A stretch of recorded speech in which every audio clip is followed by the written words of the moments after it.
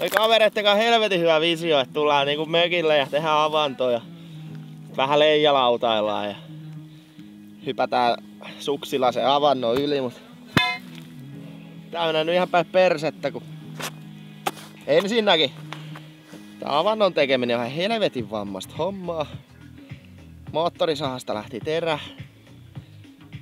Ja sitten ei niinku kirves eikä rautakanki pure tähän millään tavalla. Toi jää varmaan tai on se noin paksua ainakin.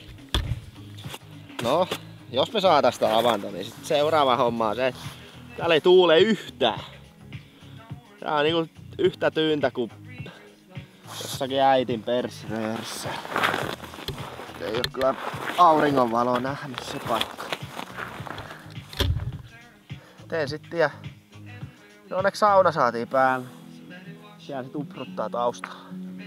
Jotakin positiivista tähän hommaan.